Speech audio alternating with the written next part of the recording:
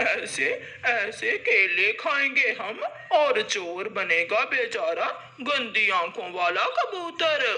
रानू चिड़िया और मिट्ठू तोते ने अपने खेत में केले के पौधों की खेती की हुई थी। चिड़िया और तोते के केले के पौधे बड़े हो गए थे और अब उन पर केले भी लगे हुए थे। मिट्ठू, अब हमारी केले की खेती तैयार हो गई है। अब कुछ ही दिनों में हम अपने केले मंडी में बेच देंगे। चिड़िया चिड़िया, इन दिनों ख्याल रखना होगा। सुना है जंगल में कुछ चोर पक्षी केले चोरी कर लेते हैं। सारा दिन अपने पौधों को पानी देने के बाद तोता और चिड़िया अपने अपने घर चले जाते हैं। चिड़िया और मिट्ठू तोते के जाने के बाद ही चोर कौवे भी वहाँ आ जाते हैं। वाह रे मेरी किस्मत! कालू पति जी, देखो तो चिड़िया और मिट्ठू तोते के केले पक गए हैं और मुझे पता ही नहीं चला। गोरी, हम केले खाकर केलों के छिलके कबूतर के घर के बाहर फेंक देंगे। ऐसे ऐसे केले खाएंगे हम और चोर बनेगा बेचारा गंदी आंखों वाला कबूतर। फिर वो दोनों पति पत्नी चोर जी भर के केले खाते हैं और कालू कौवा सारे छिलके उठा लेता है। वो सीधे कबूतर के घर जाते हैं और कबूतर के घर के पास जाकर केले के छिलके फेंक देते हैं। दूसरे दिन जब चिड़िया और मिट्ठू तोता अपने केले के खेत में आते हैं तो पके हुए केले ना देखकर परेशान हो जाते हैं। हमारी मेहनत से तैयार फसल कोई चोर चुरा कर ले गया। मैं छोड़ूंगा नहीं उसे, जो भी होगा मैं उसे जरूर पकड़ूंगा। चिड़िया और तोता दोनों कौवों के पास जाते हैं।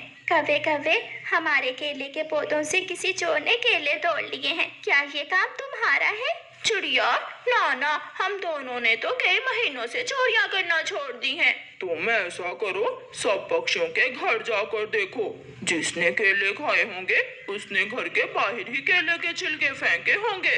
चिड़िया को कौवों की बात पसंद आती है।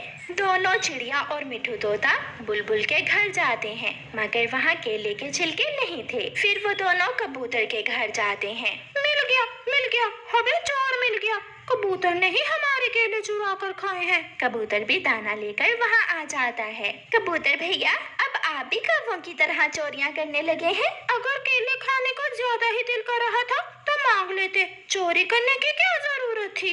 नहीं नहीं चिड़िया और मिट्ठू, मैं चोर नहीं हूँ।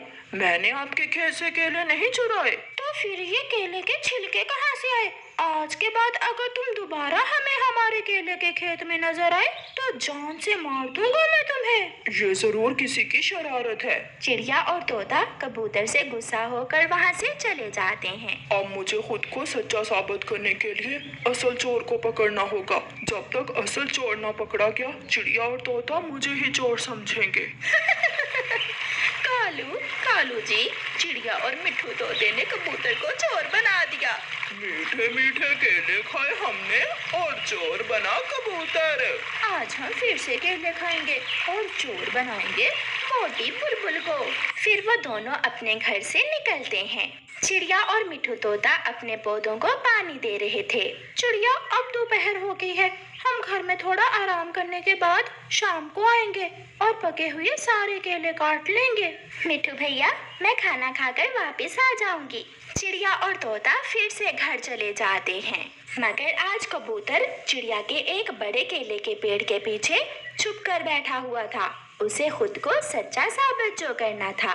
इधर उधर देखकर कौवी और कौवा चिड़िया के केले के खेत में आ जाते हैं। 1 2 3 काम शुरू करो। गोरी, खाओ केले। वो दोनों केले के पेड़ से केले तोड़ तोड़ कर खाने लगते हैं। पीछे से कबूतर भी आ जाता है। जिसने खाए केले वही बनेगा चोर। कौवा, तुम पकड़े गए हो। चिड़िया और मिट्ठू तोता भी आ जाते हैं। चिड़िया और मिट्ठू, ये रहे तुम्हारे असल चोर, इन्हें पकड़ो, मैं चोर नहीं हूँ। कबूतर, हमने तो आज पहली बार केले खाए हैं। गौरी की बच्ची, केले खुद खाकर हमें कबूतर से लड़ा रही थी तुम। तुम्हें तो हम छोड़ेंगे नहीं। मारो मारो इन्हें। ऐसे चिड़िया और मिट्ठू डंडा लेकर कौवों के पीछे पीछे और कौवे आगे आगे, ऐसे केला चोर पकड़े जाते हैं।